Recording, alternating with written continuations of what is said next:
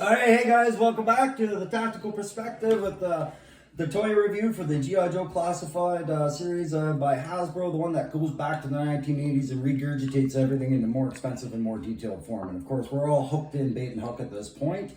I am the crusty old crow, and you notice I'm on the road today, so I brought the crow with me. And this guy sitting to my right is my buddy Ed. Ed, every story I've ever told you about the time where I was in Afghanistan or anything like that was there. He's with me now, but he's here today to give us a little extra insight on one of our figures from the perspective of somebody who does military procurement, which is an interesting perspective to go when you look at the loadouts on these figures and the equipment that they're coming with and whether that makes tactical sense or not. And you'll see also today, I got somebody behind a camera today, and that's another ex-veteran buddy of mine, Nick, who is he's handling the camera angle and he is censoring himself today. He's actually put himself on a mute and he's saying he's doing us a big favor. And I feel like for the sake that this is a one take, he might be right. But I really appreciate these guys being here today, and thanks very much, Ed. So Thanks, man. yeah, so Thanks for having me. wicked. Who here collected G.I. Joe when they were kids? Okay. Who here watched the cartoon when they were kids? Okay. All of them. All right. So in this angle, Ed and Nick and my buddy Rick over in the corner, who is also has reserve time. So we've got about 100 some odd years of military experience combined in this room. But these guys all said yes, they've seen the cartoon. So they're all at a better advantage than I do, because I don't know what the bat was in the cartoon. I just know what it represented in the commercials when we saw the toy. Right? So if we remember the toy, guys, it looked like that back in the day. Nick, are you able to get a shot of that? Okay, so that was earlier in the line for the Classified series. I didn't get around to getting their version of this. I've got the Crimson Bat, and so if you're following the current events right now, Hasbro is trying to launch it, that Crimson Strike team. That's currently at GameStop right now. It's sitting at about $111, sitting on the shelf at GameStops in Ottawa right now, guys, if you're out for it. These figures right now, if you're at it, Toys R Us is doing it's like $10 off the figures right now. So if you're doing an army build for Crimson anything right now, it's a good time to go to Toys R Us and pick these up. If you guys remember the file cards, like I read you the file card earlier, and what was your kind of take on what the file card was saying about this guy? Like, what's his purpose? Well, this is and exactly what you were talking about the animated series, because I remember there was a time in the old G.I. Joe that before this came out, like there's the problem, and this is where it came into the series, that as everyone remembers, or the big trope is that not many people really died or get shot in the old G.I. Joe. So the problem was no one was actually getting shot. So later on, in many seasons later, they came up with the bat. I remember this very well. Yeah. The rank upon rank of these things just walking through, getting shot up, like very much like, battle droids that we all know. And they were just getting slaughtered. So this exactly how that's written there, is how they were portrayed. And we know why that is. It's like, if you look back at the 80s, you had the things like the Comic Code Authority that were keeping comics from getting too violent. The cartoons had the same hurdles to jump through for the same rating, right? Yeah. You can shoot somebody, but you can damn well do whatever you want. You can build all the robots you want, yes. Right, so guys, we're going to try and follow the usual format that you guys know I do. I do that military style head-to-toe inspection, go up one side, down the other, tell you guys the things that I like, that make sense about it, or if it isn't just a total creative point, but like a Cobra or Joe privilege and not making any sense at all in the reality of things, that's fine. We know this is a toy. We get that it's separate from real life. Everybody understands that. We just have fun with that military perspective on this. And the idea of an automated infantry soldier, logistically, is really compelling. Like, I think so. Everyone wants it. So we'll do that inspection, and then at the end, we're going to give that the usual, the Crow's tactical grade, the A through E whatever grade, and then the playability grade.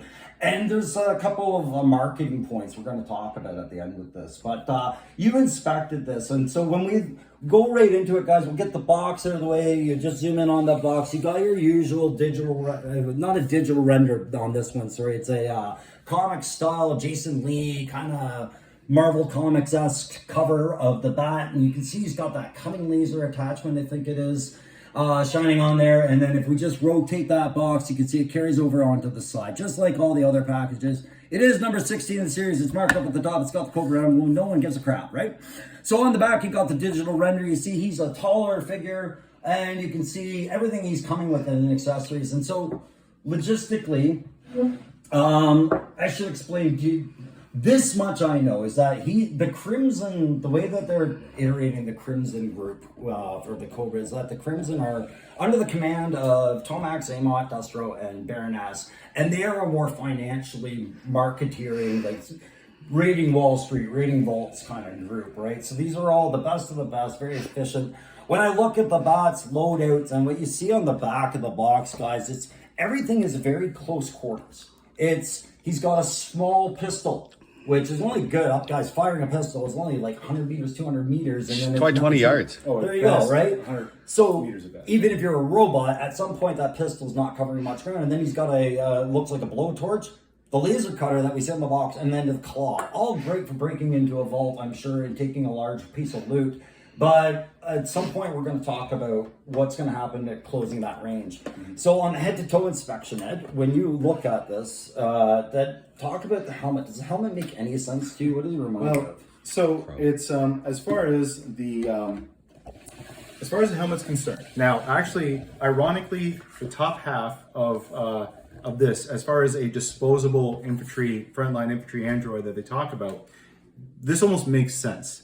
In the sense that you have like robotic arms, it's pretty much it's doing what's got to be done. The helmet very much comes in line with that, where you don't have to worry about eyes. It's just getting a visor. It's a helmet. It gets to where it is, and you clearly know it's a robot when it gets that. Right, and so yeah, with that solid mask, the optics could be several different things. It doesn't have to represent the human face. It's a good battle helmet, and with that, we get the alternate helmet. Did you have a look at that?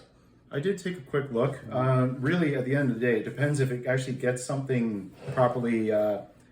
Some new capability? Let's say a new thing. Other than that, I think it's just the battle damage. No, it's a smashed helmet. So guys, oh yeah, that's a nice aesthetic. So our demographic on this show is usually our age group between the 40 and 50, and the guys that remember the original. And this really launched. This really took off for us when the Cobra Rattler came out with an option to have a brand new Cobra Rattler fighter or one that had been shot up to death. And then they carried this over. It was something they're carrying over from the 80s.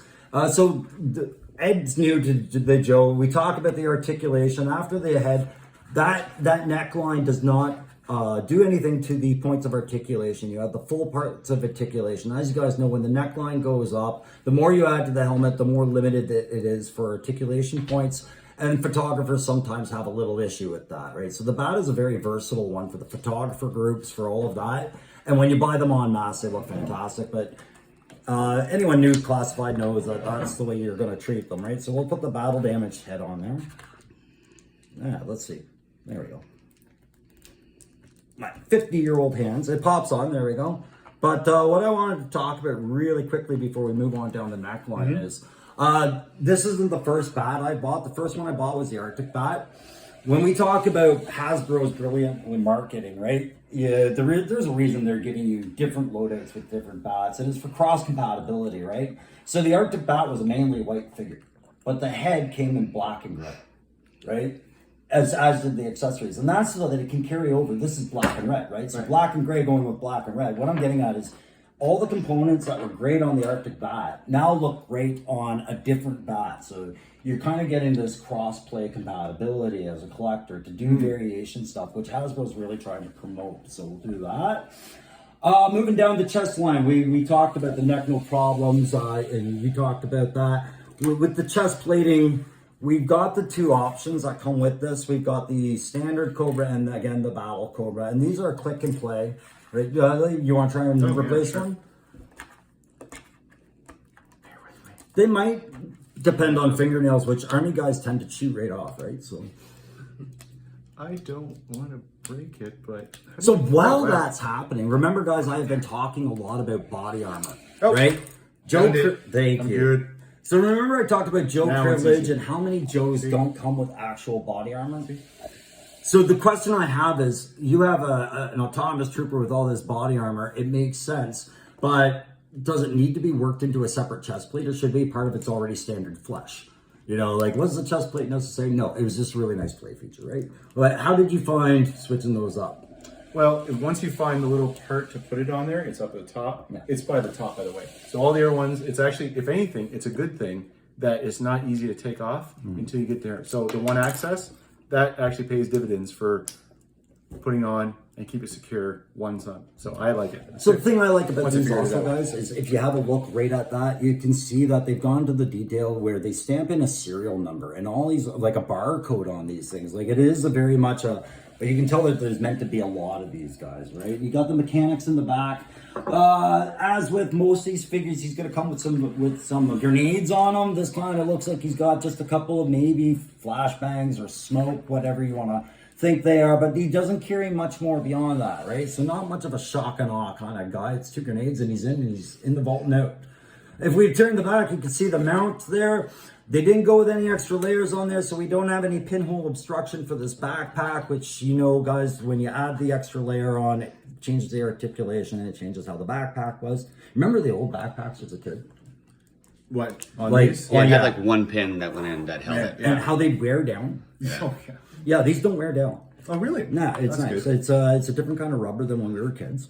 So they hold their shape a lot better. But that backpack's designed to hold all these other accessories, which I liked better than with my Arctic bat because this thing didn't fit into the holder and this undersling mount, it doesn't work. But I mean, there's nothing we have comparable to that in our service right now, right? Well, that's from first look at it, being someone who's carried a backpack for extended periods of time, lots of walking, that I would never want to have on my back. So yeah. And this is another issue I'm having with this is right. So you have a robot soldier.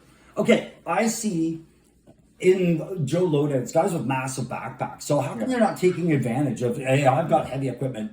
This bat should be carrying the heavier shit. So you put a big backpack on him. How come he isn't coming with the heaviest of guns and all that? Right? And this is where I was going to talk about the versatility and start talking about the logistics. What is a backpack for? What are we putting in? Is all these different things? Is this soldier going to be that kind of? Because as far as the write-up was, if I'm mistaken, is a frontline disposable cheap infantry. This is starting to look like some vast, like let's say multi-role system with all these different things for any cause or any location. Now, I'm sure in the show there was like a bank heist where they went and did a cutter torch and it was all cool and stuff. But as far as some of that, there's a lot of resources put in for a cheap disposable frontline infantry. Well, it's like the card red, and like we said before the show, it's the Zap Brannigan factor. Yes. We will choke them with the bodies of our dead until they surrender, and that's exactly what the bat's designed to do. And investing millions of dollars into weapons that are just going to be on the battlefield. Why are you giving all of them a chainsaw? Well, that's the Arctic one. That was for an accessory, but Sure. Yeah, again, like this is for cutting ice. Okay, perfect example of this Oh, stuff yeah. is the original Terminator, right? You've got them fighting them. They're literally just chunks of metal, and they all have guns attached to them. They're walking forward and shooting. That's what their role is. That makes Okay. sense. And Yeah. so that was one of the points we were going to talk about. Okay, so here we go. We got a pistol, and he can manipulate that pistol. It's a nice service pistol that comes with it. It looks like it's got the laser sight, which I'm not understanding why a robot needs a laser sight when he's got optics the way he does, but that's okay. We'll let it go. That goes into the holster. We're moving down the chest down to that holster. It is a separate piece. It does affect a little bit of the hip articulation, guys, but aside from that, quality control issue really quick. You see how easy that was? That's another one, guys. So you guys who were complaining about the Firefly and the quality control issue at Hasbro with that, I'm seeing it on my bat. So I'm not sure what's going on with the run on that, if their molds are kind of unreliable, but I'm hearing that Hasbro's getting a lot of complaint on it.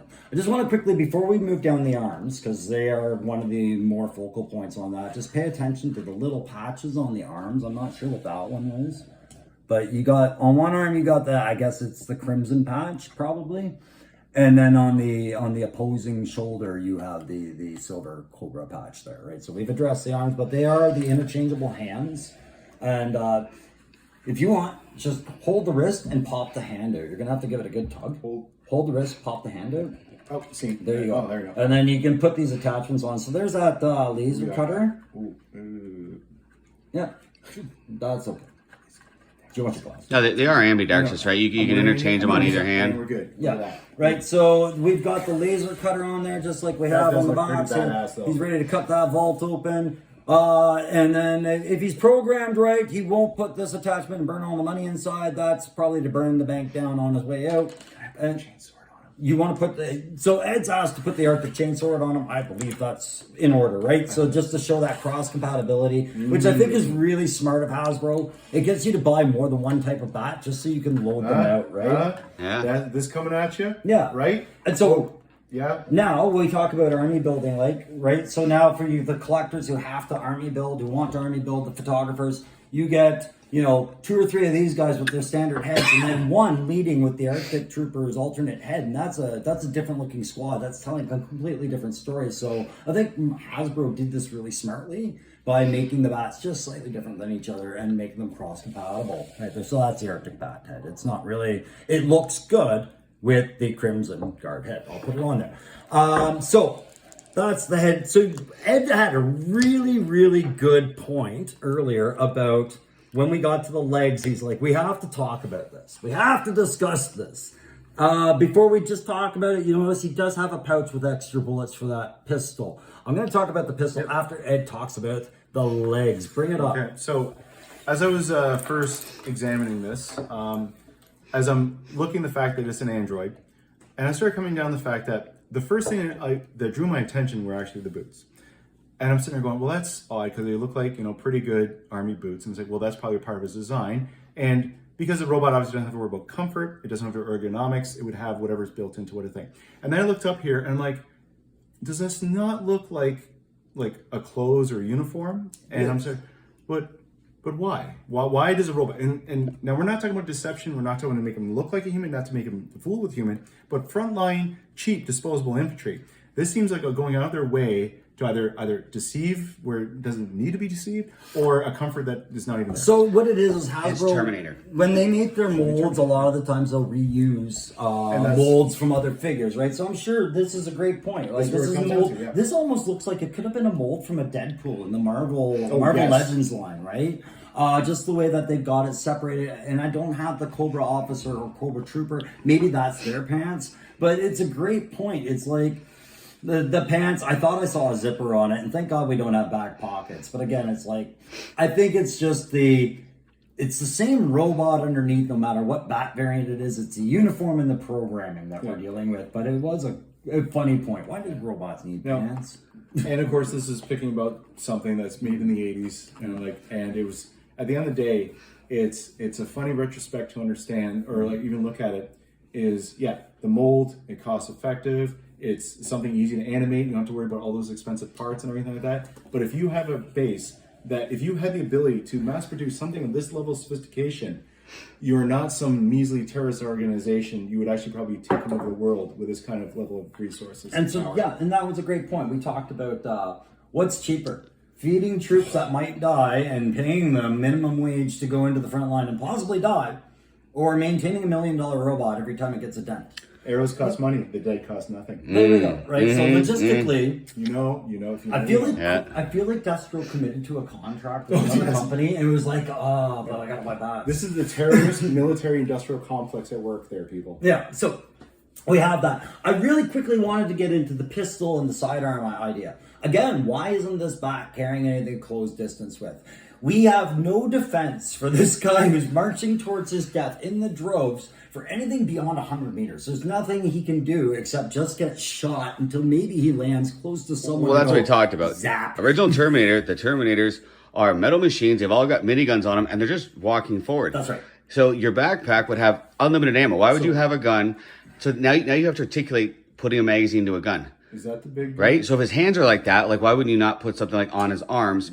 So they could do that. So you're right. And this is the thing. Like, when this series came out, guys, they were competing with, they were co-doing the Fortnite action series. There we go. Right? So a lot of guns were fictitious. A lot of uniforms were a little over the top. And then they refocused to try and do Joe properly. Right. But I was like, if you ever had an opportunity to come up with a sci-fi gun for a sci-fi character, is not this bat the reason why? And then exactly Nick's point, why would you give him mag-fed ammo?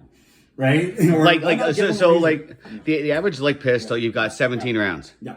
And it's nothing. Like pistol rounds are nothing. Yeah. Let's assume that the legs, all that musculature is robotics doing the stuff. That's fantastic. If it's not, it's just for show, and it's like the arms, why are you not having this laid in like a RoboCop style? Well, that's what we talked about earlier. Yeah.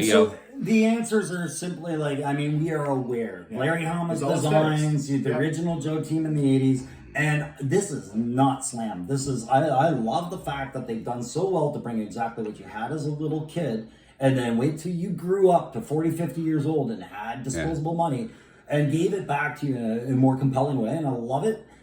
That's not the issue. It's always when you're an adult, and especially after serving for a while, you're like, does the logic work anymore? Exactly, and this may seem nitpicky, and like we said, it's like watching army movies with guys that have been in the army. We're nitpicking everything, and it may seem nitpicky. We get it. It's John Wick. Honestly, that gun stuff. Like Keanu Reeves can really do that stuff. Yeah. Like when you're looking at it, you're like, well, that's not right, or this wouldn't work that way. It's like explosion, like a grenade. You know, we get it's being nitpicky, but at the same time, it's like It's always the big takeaway. I bang on the drum that it's what you see in Hollywood is not real life. It's a big difference. And funny enough, we learned that when we got in. Like when we first got in, you threw a grenade. We're expecting the Michael Bay explosion, and it did it. And it was, I'll tell you, it was very, very anticlimactic. It wasn't a massive explosion. It was like, and you're like, where is this? And that's the thing, guys. If it's one piece of advice you can always take away is don't go see action movies with army guys. Okay, we'll ruin that for you every time. Oh, dude, so quick. I just picked up on a couple little quick things. So we talked.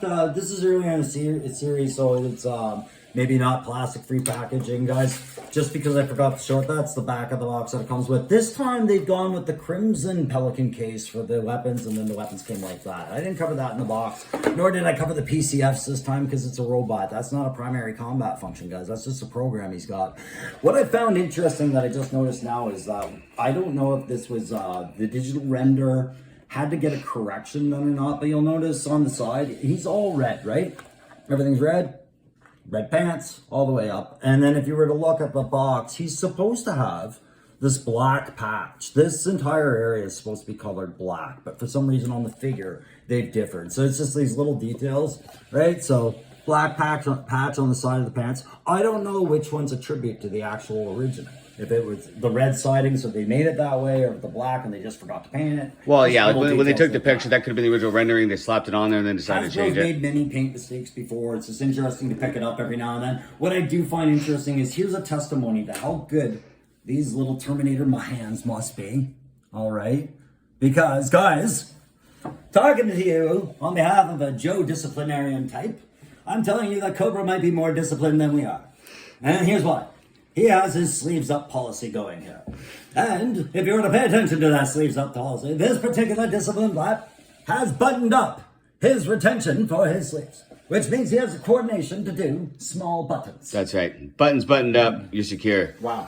This already bumps his tactical perspective in my eye up one level. I was giving him no, but just having that kind of discipline seems to redeem him in my eye. The attention to detail was impeccable, especially for an android. Well done. All right. So, guys, we have to give this thing a playability grade and tactical grade. So, tactical grade, when I do other things like this, when it's so fictitious that it just can't possibly be real. And thank you so much for helping me just explain the logistical possibilities of trying to make this real.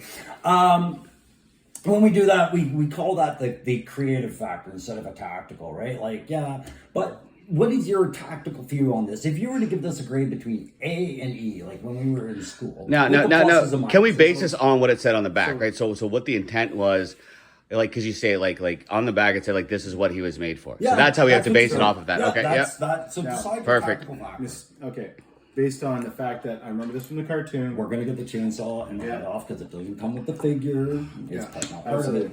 So, based on the nostalgia factor, I remember this very much from the cartoons. I remember what it represented, and if the intent is that they had all the money and to bring this in to do what it needed to do with all the kind of big guns, I would say, based on the representation of everything they go in there, I give that, let's say, what is a B plus?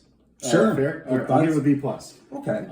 The reason not for an A really is just the backpack again, and there's just like it just kind of starts stretching the imagination of how this thing would be a fighting robot, but it has so many human things. It doesn't quite jive my mind. So B plus though. When you look at what you would Killbots. like to have seen for this, maybe if you were saying that if I had to drop this backpack, although it was a major part of the original figure, would we be working off more of like a T2000 where he grows these limbs? In a green, it's like in an aged, advanced GI Joe fan, I would say to modernize it in the more of, remember how Cylons and Battlestar Galactica went from like the more human to a lot more in the eccentric robotic killbot mode, but a much more imposing? If they did that and actually went more away from human and something more in a sophisticated function over form, I would be all over that. Or form over form. Man, that's deep. Now, sorry. I would give that an A+. How much was the figure again? Sorry. So, The cost of this figure, how much was this? Okay, so remembering that most of you guys are down in the south. Okay, so right now, Toys R Us in Canada, if you have anybody in Canada, it's a good time to get them to go drop by there.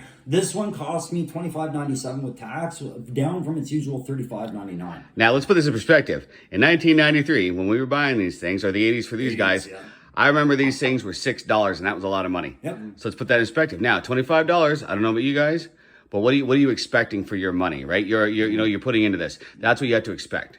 What am I paying for? And if I'm paying a lot of money, Well, and that's where the playability Right. comes in, right? So I'm going to give my tactical grade. So my tactical grade on that, it was good. I was sitting at about a B to C. It varies. It depends on the weapons loaded, first of all. Oh, yeah. Right? Like, if I'm marching this guy because he's serving that purpose that they mentioned in the fall card of just clogging the breach with their dead and cannon fodder, then I have an issue with this loader. But because this is a Crimson Bat and so financially tied to the Wall Street kind of assault idea, I like it. So I sit between the B- region on the tactical, because the rest of the fictitious stuff, it's Cobra privilege. It's this idea that this science is available and that Cobra is cunning enough to acquire Does it. anyone have lasers? They have. Yeah, there you go. now Cobra This Pillage, figure. patent pending. Okay, that's almost trademarked. We're going to work And on that's that. another thing Hasbro's done well. So they, with the more recent figure Grunt, they gave him the M16, but they also gave him another rifle, which is an homage to the rifle he had in the cartoon, shooting the lasers. So they do pay attention to that. Okay, yeah. So on the playability grade, guys, just to keep this under a half hour, when I do a playability grade, I'm asking exactly what Nick asked. What are you getting for your money? Yeah. All right. And so at $25.99, you got to forget the sale for $35.99. You're still getting a lot of features. Everything here changes the story of the character, right? Bang for your buck? Yeah, I'm going Sure. up to A. Yeah, I don't know. That's a good amount of money. Okay, so I'm gonna be Switzerland here. I'm gonna split the middle. We got B+, we got B-. I'm gonna go B. Purely on the fact that this is like a multi-tool. Okay, so the playability factor of it, you can interchange it with all kinds of things. So there's different roles it can do. I guess that's why they set that out. So that I like about it. It's the multi-function thing of it. Yes, I agree with the guys because we were discussing that. Realistically, give the guy a minigun with a bunch of ammo in it, right? Like, because if he has a chainsaw in one hand and a pistol in the other, you got to put that away in order to change the mag and all that sort of stuff. And so that's a fantastic point that Nick makes. Like, yeah, okay, maybe a next variant on the bat, because guys, thank God we haven't seen it, but the Python Patrol don't have a bat yet, I don't think, and I really can't picture how hideous that's going to be. But why can't we get a bat with a minigun? Miniguns, you guys don't know this, but miniguns are kind of a bone of contention and classified because they only come with the Ram Assault Cycle or very hard to get a pass version of Roadblock. And the two miniguns that come with the bike, they don't come with drums for any ammo, right? But the Roadblocks does. So to see a new minigun come onto it, I think would excite some of the collectors to see that added anywhere in their collection, have another minigun. So He's already got a backpack. You like look at the new Predator, right? Mm-hmm. Or even the old school one, Jesse Ventura, the backpack, the minigun. Yeah. That's awesome. That pumps you up. Maybe in a future one we're gonna see that. And especially because it's an Android, right? He's hauling around all that stuff. It doesn't matter. It doesn't matter the weight of it, and he's walking forward. It's all that effectiveness. Yeah, and so that's great. That there's another perspective from Nick on the tactical. Hey, Rick, do you have any perspective on this? For a tactical, does it make sense to you? Rick is our strong silent type right now. You don't have to. 1 minute. No, Rick's nodding his head. He's like, he agrees. Yeah, he agrees. 100%, but only with Nick. So on the playability grade, bang for the buck, all of that. Guys, I mentioned in another video, this is the time, if you're going to do an army building, it's going to have to be Crimson or Python Patrol. Getting the old blue ones, the original Cobra Troopers and all that, it's going to be hard. But right now, Hasbro has enough Crimson stuff on the market, and with that new Crimson Strike team of Tomac, Xamot, and Baroness, yes, it's a repurchase, yes, it's a repaint, but if you're going to do the army build, it's a good time to do it. So Canadians, get up to Toys R Us, do your building. Americans, come on up. So no problems with the play grade. Play grade's A+ all around. Anything for you on the play grade? All good. I'd say A straight up. All right. $25 can't be wrong. So, guys, that's pretty much it for the Crimson Bat. This was just a one-time change of things, just like when I go on the road. Don't hit stop. We're good. Yeah, time is not the deal. Did you hit stop? No. Okay. Thank God. So, just like on the road, sometimes I'll do things a little differently. This was a little differently. Thanks for watching. Hey, guys, if you like this video, go ahead and hit like. If you really liked it, you know what to do. You hit that subscribe. We're at that awkward number of 69 subscribers right now, and we'd like to get off that position, so maybe kids could watch one day. In the meantime, if you have any comments, if you absolutely hated everything we said about this, if you think we tore this apart and didn't say anything redeeming, you can light us up, and that's fine. And these guys, I'll let them know that the comments are there. They're not going to read them. They're I protected. will find you. No. You find? Yeah. You haven't seen Nick. But please, guys, you're open to discuss. What did you think about the bat when you were a kid? Did you have a lot of them? Did anybody out there build an army of bats when they were a kid? Is that how you used up your choices at Christmas? Let me know in the comments. Anyways, guys, that's been the tactical perspective on this one. Thanks very much, and we'll see you next time. Peace. All right, thanks, guys. Hey, no worries, All mate. right.